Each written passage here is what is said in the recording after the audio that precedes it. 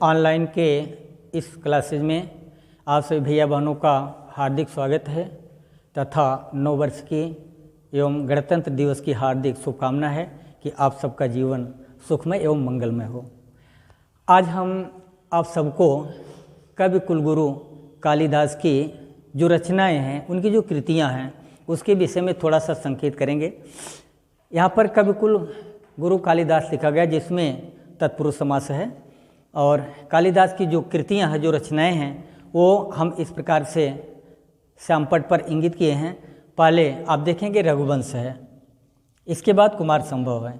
ये दोनों कृतियां कालिदास की, ये दोनों कृतियां महाकाव्य के अंतर्गत आती हैं।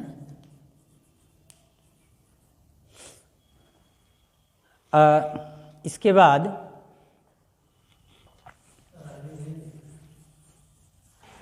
ये दोनों कृतियां रघुवंश और कुमार संभव, ये दोनों कृतियां कालिदास की महाकाव्य हैं। और इस रघुवंश में, ये जो रघुवंश है, रघुवंश में सर्गों की संख्या 19 है।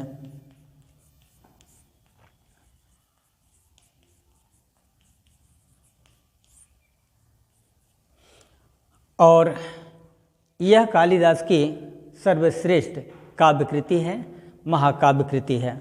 19 सर्गों का है, जिसमें दिलीप से लेकर के अंगपर्ण तक के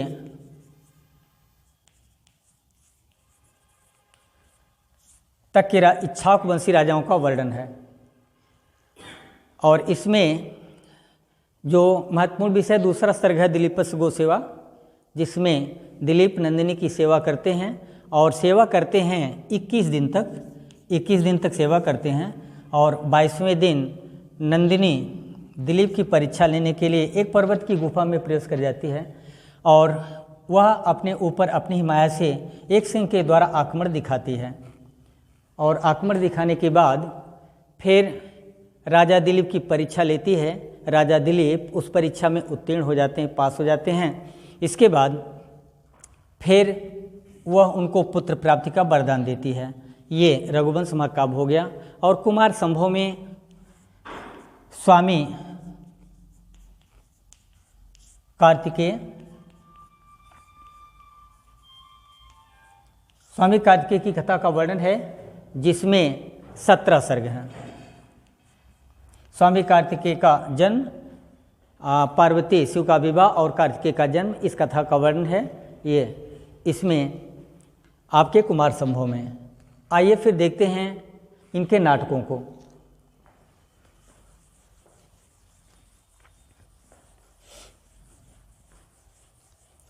नाटकों में इनका सबसे प्रमुख जो नाट्य कृति है वो अभिज्ञान शाकुंतल है।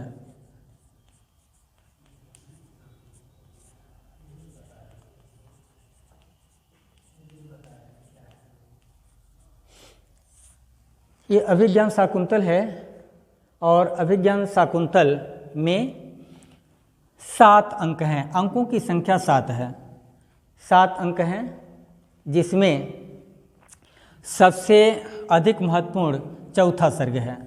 और इस चौथे सर्ग में भी 4 श्लोक अत्यधिक रमणीय हैं। इसी नाते कहा गया है कि काव्येषु नाटकम रम्यम तत्रम्या शकुंतला। काव्यों में नाटक रमणीय हैं, और उन नाटकों में अभिज्ञान शाकुंतल सबसे अधिक रमणीय है, और उसमें भी चौथा अंक सबसे अधिक रमणीय है, और उस चौथे अंक में भी 4 श्लोक सबसे अधिक रमणीय हैं। इनके जो अभिज्ञान शाकुंतल के पात्र हैं वे दुष्यंत, शकुंतला, दुष्यंत शकुंतला, आप इनको नायक नायिका भी समझ सकते हैं। और इसके बाद ये शकुंतला की 2 अन्य सखियां भी हैं, प्रियंवदा,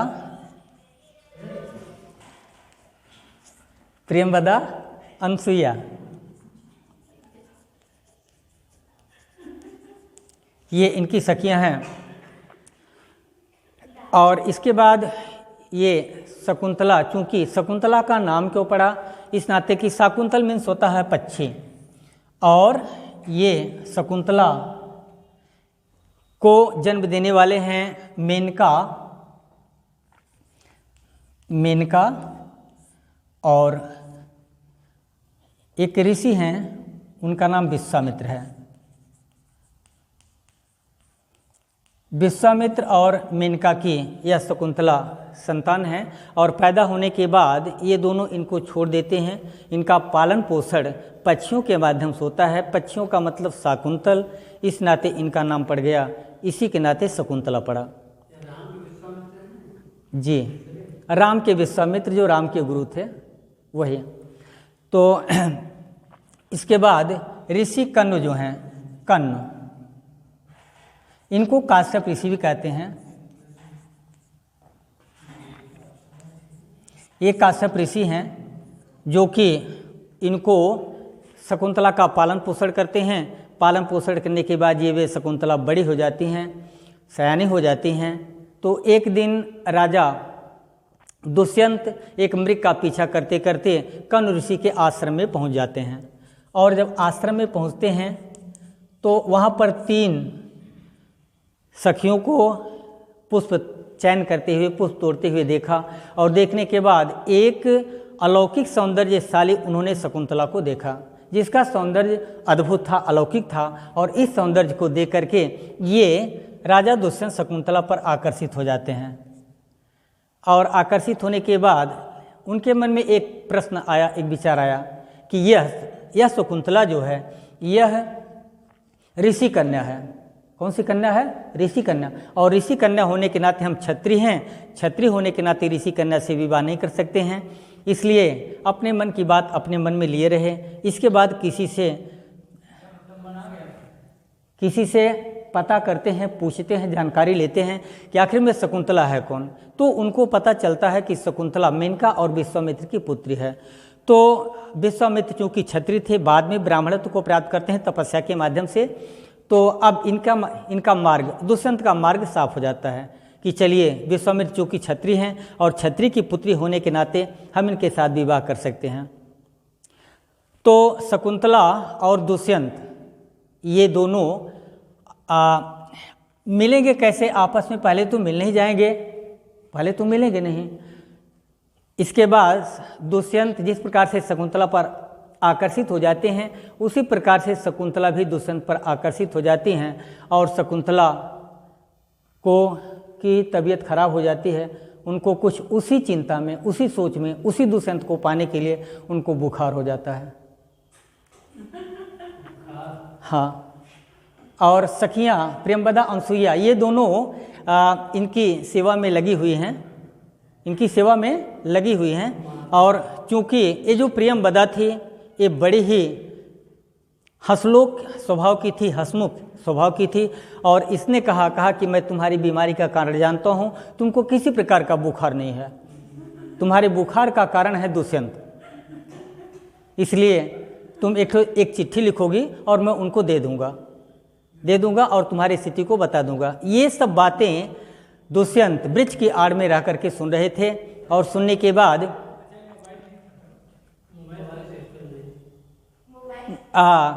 एक भैया ने कहा कि तब उस समय मोबाइल नहीं था क्या?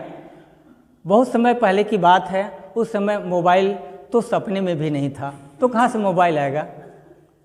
मोबाइल की कोई परंपरा नहीं थी तब, नहीं तो मोबाइल से बात कर लेते कि हाँ मोबाइल है, चलिए हेलो हाउ आर यू बात कर लेते, तुम कैसे हो, कहाँ हो, बात कर लेते। लेकिन वैसी बात तो है नहीं कि हाउ आर यू कहते।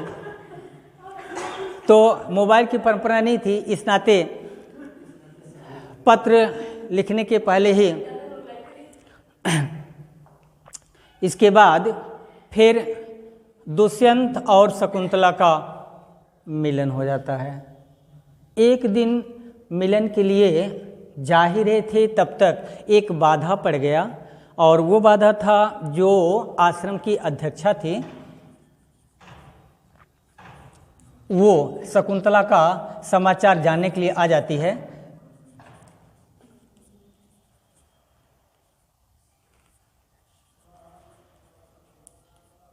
ये शकुंतला का समाचार जानने के लिए आ जाती है और इसके बाद दुष्यंत दबे पांव पीछे लौट जाते हैं। लेकिन एक दिन मुलाकात हो जाती है और जब एक दिन मुलाकात हुआ तो उन दोनों का गंधर्व विवाह हो गया।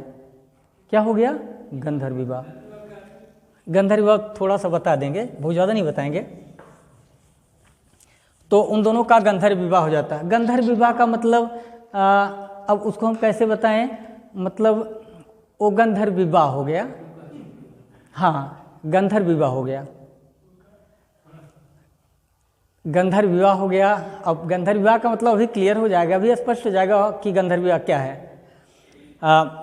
तो गंधर्व विवाह कर लेते हैं। इसके बाद दुष्यंत वहाँ से अपनी राजधानी वापस चले आते हैं हस्तिनापुर, और शकुंतला को पहचान के रूप में एक अंगूठी अपने नाम की लिखी देते हैं। अंगूठी, अपने नाम की लिखी अंगूठी शकुंतला को पहना देते हैं और कहते हैं कि हम कुछ दिनों में आएंगे, आपको लेकर के हस्तिनापुर जाएंगे। इस प्रकार से वादा करके वो चले जाते हैं। कौन? दुष्यंत, राजा दुष्यंत चले जाते हैं और शकुंतला उन्हीं की यादों में खोई इतना खो जाती है कि उसी मार्ग से पति की यादों में इस प्रकार से खोई हुई है, इस प्रकार से भूली हुई है कि एक दिन आश्रम के सामने से एक सुलभ कोपी जो अत्यंत क्रोधित हैं, जो स्वाभाविक ढंग से क्रोधित हो जाते हैं, उनका नाम है दुर्वासा।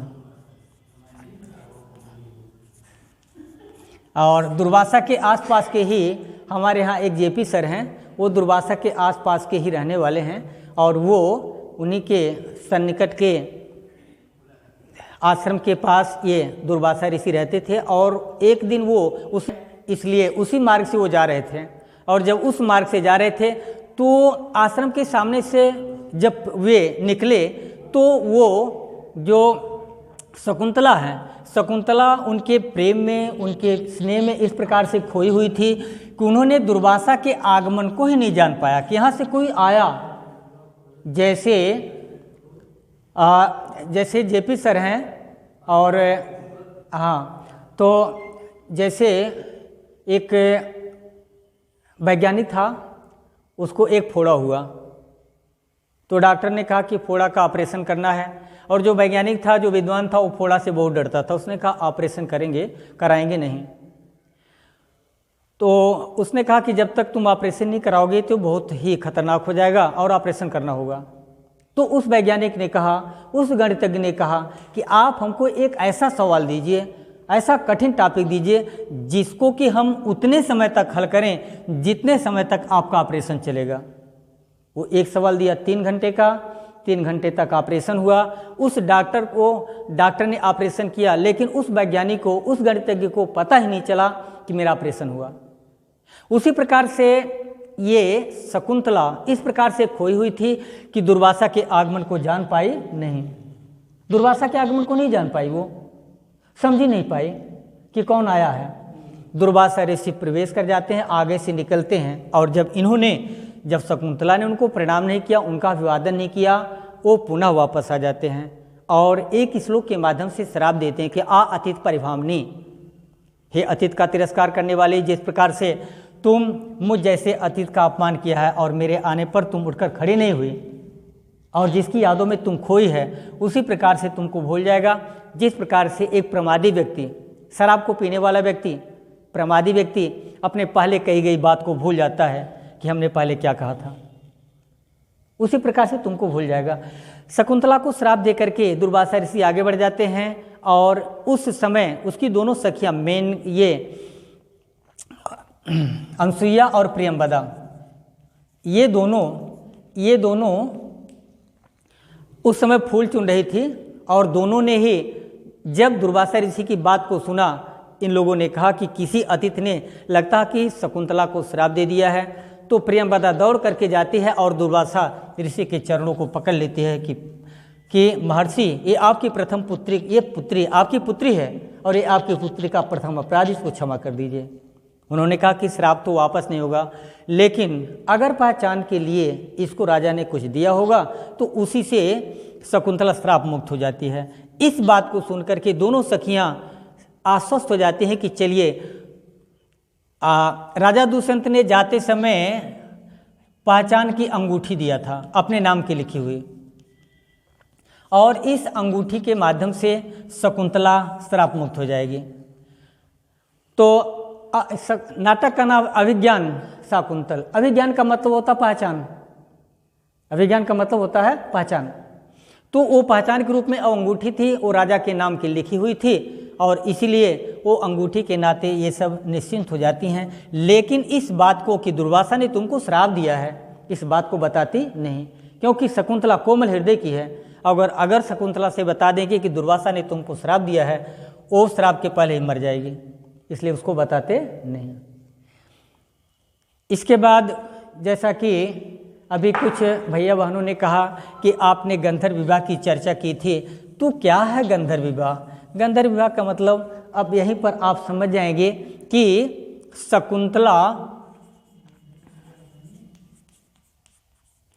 शकुंतला को राजा दुष्यंत भूल जाते हैं और 2-3 महीने का समय निकल जाता है। कितने महीने का? 2-3 महीने का। और जब 2-3 महीने का समय निकल गया तो शकुंतला चूंकि आपन्न संपन्ना थी, क्या थी? आपन्न संपन्ना, जिसको कहते हैं गर्भवती। अब गंधर्व विवाह का मतलब समझ गए कि अभी नहीं समझे? और ये गंधर्व विवाह का मतलब नहीं समझे कि मतलब राजा दुष्यंत ने शकुंतला से गंधर्व विवाह किया। क्या है गंधर्व विवाह? शकुंतला मतलब 3-4 महीने के बाद क्या स्थिति में पहुंच जाती है, वही गंधर्व विवाह है। वही क्या है? गंधर्व विवाह है। हाँ, वही मतलब अब उसको हम नहीं बता पाएंगे। तो इसके बाद उस समय कण्व ऋषि थे नहीं, वो आश्रम में नहीं थे, प्रवास पर गए हुए थे। जब लौट करके आते हैं तो जब वह यज्ञशाला में पहुंचते हैं तो वहाँ पर यज्ञशाला में उनको आकाशवाणी सुनाई देती है। आकाशवाणी सुनाई दी कि तुम्हारी पुत्री ने जगत के कल्याण के लिए दुष्यंत के तेज को धारण कर लिया है और इसलिए तुम्हारी पुत्री आग से छिपी समय वृक्ष के समान है। जैसे समय वृक्ष में आग छिपी रहती है, उसी प्रकार से तुम्हारी पुत्री ने दुष्यंत के तेज को धारण किया है जगत के कल्याण के लिए। और जिस दुष्यंत के तेज को धारण किया, वही दुष्यंत और शकुंतला से जो संतति उत्पन्न हुई उसका नाम हुआ भरत, जिसके नाम से हमारे देश का नाम पड़ा भरत। तो ये रहा गंधर्व विवाह, जिसको आप सब लोगों ने समझा। समझ गए कि नहीं समझे? समझ गए।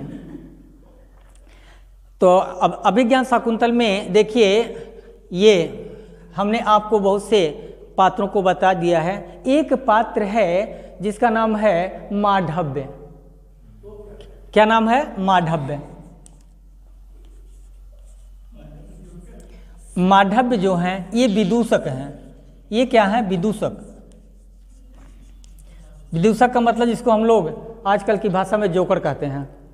क्या कहते हैं? जोकर, जिसको देख करके हंसी आती है, विदूषक।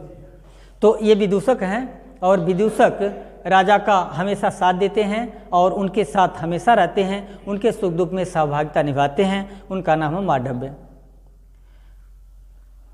दुष्यंत शकुंतला को भूल जाते हैं। इसके बाद शकुंतला की विदाई का समय हो जाता है। शकुंतला विदा होकर के हस्तिनापुर जाती हैं। हस्तिनापुर में पहचानी नहीं जाती हैं और वहाँ पर जब पहचानी नहीं जाती तो इसके बाद वहाँ से रोती वापस आती हैं और आने के बाद फिर उनकी माँ जो मेनका हैं उनको दिव्यलोक लेकर के चली जाती हैं, स्वर्गलोक लेकर चली जाती हैं। वहीं पर भरत का जन्म होता है और ये राजा दुष्यंत इंद्र की सहायता करने के लिए जब दिव्यलोक जाते हैं, स्वर्गलोक जाते हैं, वहीं पर एक छोटा सा बालक सिंह के बच्चे से खेल रहा था। उसको देख करके राजा दुष्यंत ने उस बालक को उठा लिया और वहीं पर पुनः शकुंतला और दुष्यंत का मिलन होता है। शकुंतला का और दुष्यंत का वहीं पर मिलन हो जाता है। ये रहा अभिज्ञान शाकुंतल। और इसमें देखिए कुछ ऐसे शिष्य हैं जो कि कण्व ऋषि के शिष्य हैं। कुछ इस प्रकार के पात्र हैं जिनका नाम है सारंगरव। कभी कभी परीक्षाओं में पूछा जाता है कि ये किस नाटक का, किस एकांकी का, किसका पात्र है। तो एक माधव्य हमने आप लोगों को बता दिया कि विदूषक का काम किया। एक सारंगरव हैं, एक सारध्वत हैं और इसी में एक नारद हैं। नारद के विषय में भी पूछा जाता है परीक्षाओं में कि नारद किस एकांकी का, किस नाटक का पात्र है। वो नारद नहीं, देवर्षि नारद नहीं, दूसरे नारद, देवर्षि नारद की बात नहीं कर रहे हैं। एक नारद जैसे सारंगरव हैं, साराधत हैं, उसी प्रकार से नारद हैं। तो इस प्रकार से जो महत्वपूर्ण पात्र हैं ये अभिज्ञान शाकुंतल के यही पात्र हैं। अगर हम अभिज्ञान शाकुंतल की पूरी कहानी बताएंगे तो बहुत समय लग जाएगा, इसलिए हमने दुष्यंत और शकुंतला का मिलन करा दिया और यहीं पर इसको समाप्त करते हैं। आइए हम लोग देखते हैं अब इसके बाद कालिदास की जो अन्य दो नाटकृतियाँ हैं, मालविकाग्निमित्र। तो इसमें अभिज्ञान शाकुंतल में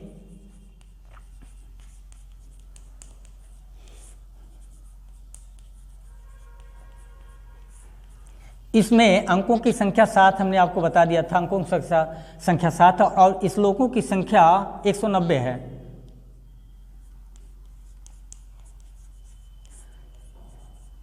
श्लोकों की संख्या 190 है और अंकों की संख्या 7 है। और इसी प्रकार से अभिज्ञान शाकुंतल के बाद जो मालविकाग्निमित्र आता है,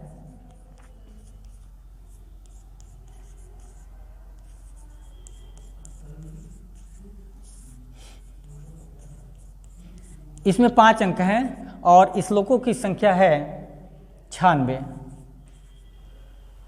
श्लोकों की संख्या, ये अंकों की संख्या, अंक 5 हैं और श्लोक की संख्या 96 है। और विक्रमोर्वशीयम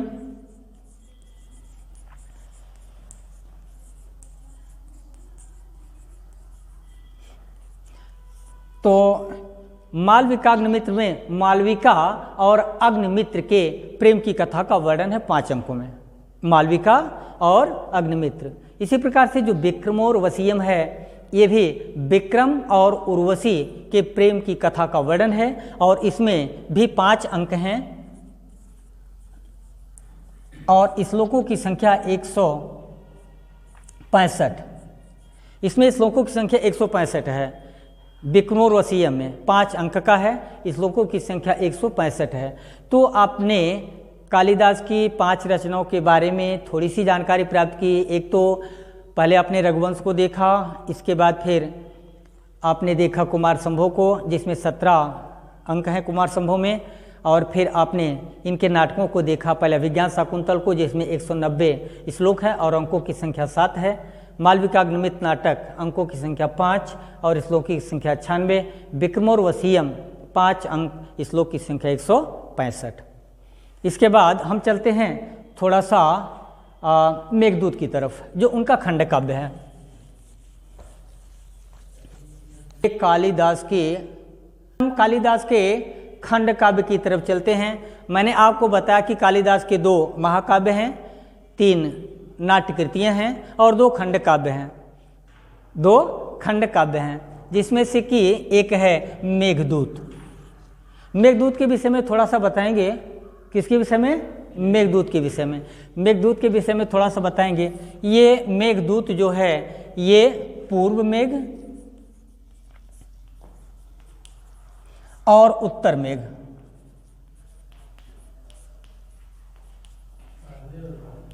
ये 2 खंडों में है, पूर्व मेघ और उत्तर मेघ। और इसमें पूर्व मेघ और उत्तर मेघ, इसमें 2 खंड हैं। और इसमें जो है जो मल्लिनाथ हैं,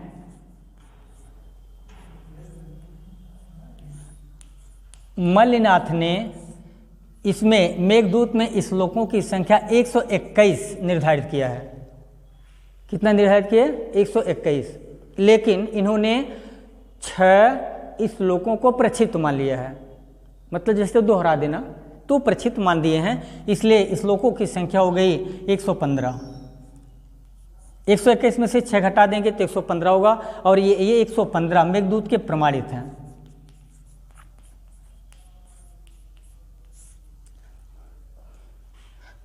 और ये 63 हो गया और ये 52 हो गया। तो 2 3 5 6 5 11 115। पूर्व मेघ में 63 और उत्तर मेघ में 52, तो दोनों मिला करके हो गया 115। मैंने कहा कि मल्लीनाथ ने 121 स्वीकार किया है और 121 में से इन्होंने 6 को प्रचित मान लिया है, 6 श्लोकों को। श्लोक उन्होंने प्रचित माना है और इस प्रकार से जब 6 श्लोक इसमें से कम कर देंगे तो 121 में से 6 कम हो जाएगा, तो 115 इन्होंने प्रमाणित माना है, जिसमें कि पूर्व मेघ में 63 और उत्तर मेघ में 52, संख्या हो गई 115।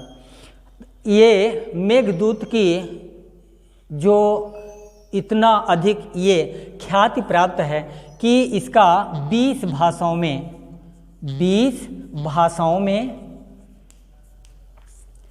65 टीकाएँ लिखी, 50 टीकाएँ लिखी गई हैं।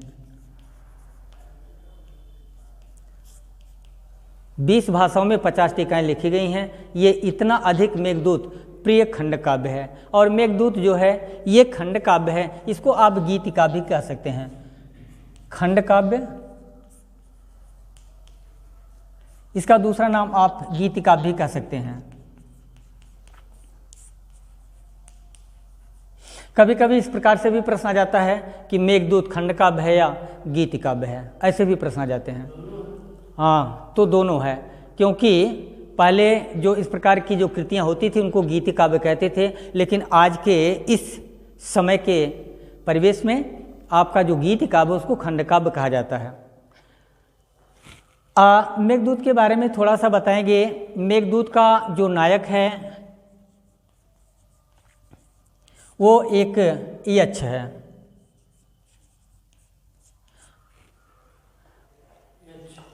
यक्ष है और उसका नाम है हेममाली। यक्ष का नाम है हेममाली। और जो इसकी नायिका है वो यक्षिणी है, उसका नाम है विशालाक्षी।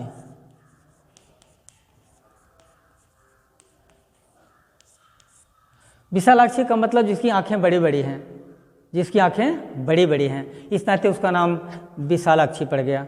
मेघदूत में है क्या? मेघदूत का मतलब ये हो गया, जैसा कि हमने आप लोगों को बताया था कि जब हम बाणभट्ट को बता रहे थे तो हमने आपको बताया था कि बाणभट्ट में इस प्रकार से पुंडरीक कामातुर हो जाता है कि वो रात में ही जीवन को समाप्त कर देता है। उसी प्रकार से यहाँ पर यक्ष और जो नायिका है, नायक और नायिका अर्थात ये हेममाली और विशालाक्षी, इन लोगों की शादी हो जाती है। इन लोगों की शादी हो जाती है और जब शादी हो जाती है तो ये दोनों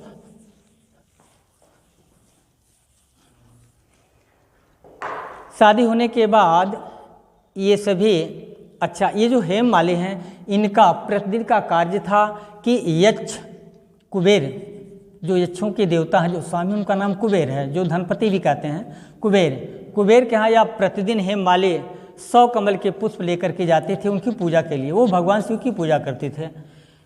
चूँकि शादी हो गई थी और शादी होने के कारण यह सुबह जल्दी नहीं उठ पाते थे। शादी हो गई तो सुबह जल्दी उठेंगे नहीं, सुबह जल्दी नहीं उठ पाएंगे ना, शादी हो गई है तो सुबह नहीं जल्दी उठ पाते थे। तो ऐसी दशा में इन्होंने क्या किया, इन्होंने एक युक्ति लगा दिया कि हम शाम को ही फूल तोड़ करके रख देंगे, शाम के समय, सायंकाल के समय। तो इन्होंने क्या किया कि कमल के फूलों को सायंकाल के समय तोड़ करके रख दिया और 4-5 दिन तक ऐसे ही किए। और एक दिन इन्हीं कमल की पंखुड़ियों में एक भ्रमर बैठा हुआ उसी में पड़ा रह गया। और जब यह भ्रमर, जब वो पुष्प को चढ़ाने लगे, भगवान शिव की पूजा करने लगे, तो ये भ्रमर जो है, भ्रमर ने क्या किया कि निकल करके कुबेर को 5-6 जगह काट लिया। उनको 5-6 जगह चिचोर दिया, काट लिया। अब ये दर्द से चिल्लाने लगे कि आखिर में ऐसा हुआ क्यों। वो पता लगाते हैं, वो क्या करते हैं, पता लगाते हैं। तो मैंने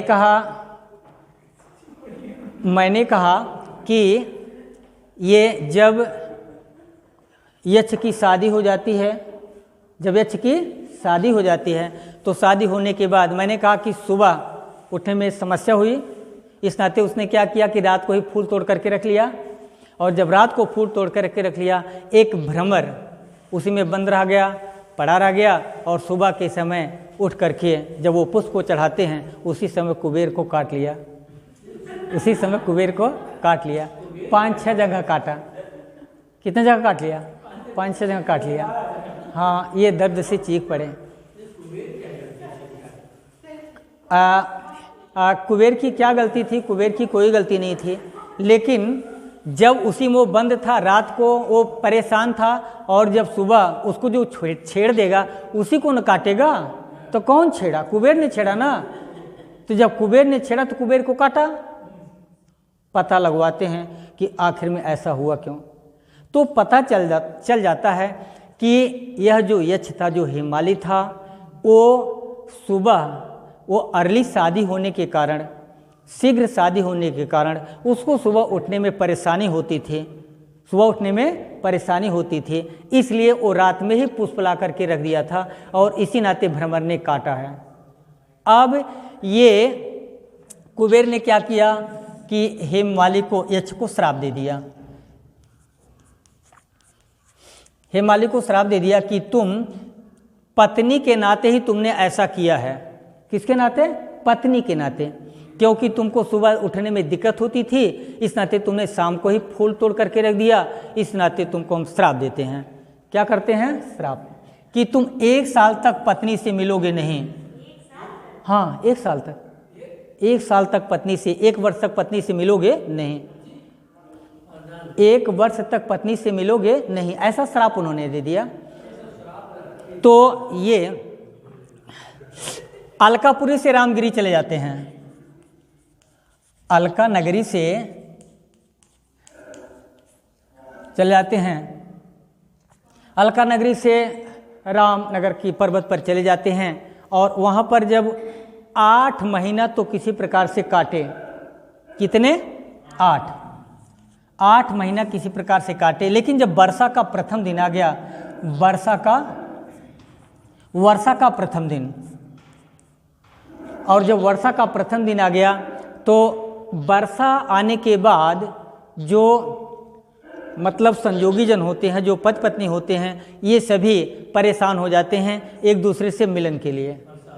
बरसात में परेशान हो जाते हैं एक दूसरे से मिलन के लिए, क्योंकि उस समय का वातावरण ही ऐसा हो जाता है कि मिलन की आकांक्षा बढ़ जाती है। तो ऐसा, तब इसने क्या किया, हेममाली ने क्या किया कि देखिए, उन्होंने, कालिदास ने ये लिखा है कि कामार्ता क्या नहीं करता है।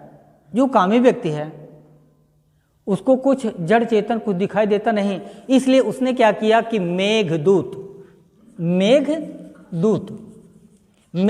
अर्थात आकाश में उमड़ने वाले बादल को ही उसने दूत बना करके भेज दिया। दूत बना करके भेज दिया किसको? बादल को ही। आप कल्पना कर लीजिए कि बादल कौन सा दूत बनेगा, क्या कहेगा, कैसे कहेगा। तो बादल को दूत बना करके भेज देते हैं, और इसी नाते इसका नाम है मेघदूत। क्या नाम है? मेघदूत।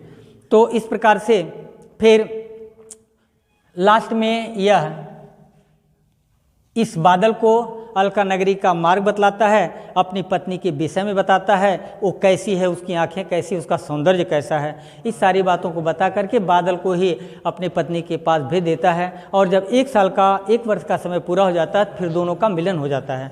ये रहा आपका मेघदूत, दोनों का मिलन हो जाता है। और आपका अंतिम है ऋतु संहार। एक ऋतु संहार,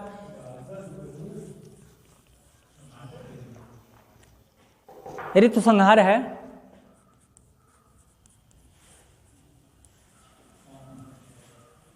ऋतु संहार में क्रमशः 6 ऋतुओं का वर्णन है। 6 ऋतुओं का वर्णन है, और ये 6 सर्गों में है, 6 सर्ग, और इस श्लोकों की संख्या 197 है। और ग्रीष्म ऋतु से लेकर के क्रमशः अन्य ऋतुओं का वर्णन है। पहले प्रारंभ में ग्रीष्म ऋतु से शुरू करते हैं। ग्रीष्म ऋतु से क्रमशः 6 ऋतुओं का वर्णन है और सर्गों की, तो ये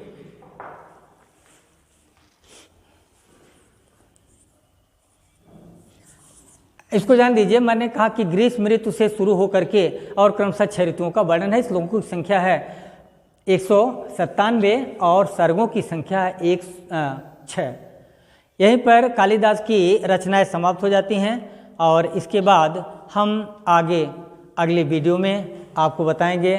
थैंक्स, धन्यवाद। मेरे सही प्यारे मित्रों, आचार्य जी ने इतना बढ़िया आप लोगों को हर चीज़ बताया और आशा करेंगे कि इसको आप लोग बहुत बेहतरीन तरीके से तैयार करेंगे। और इसके साथ अगर अब भी कोई समस्या आप लोगों को होती है तो नीचे कमेंट बॉक्स में लिखिए और उस समस्या को हम लोग आगे और भी अच्छी तरह से समाधान करने का पूरा प्रयास करेंगे। ठीक है, आप सभी लोगों को धन्यवाद और चैनल को लाइक कीजिए, सब्सक्राइब कीजिए, आचार्य जी को प्रणाम लिखिए। धन्यवाद, थैंक यू।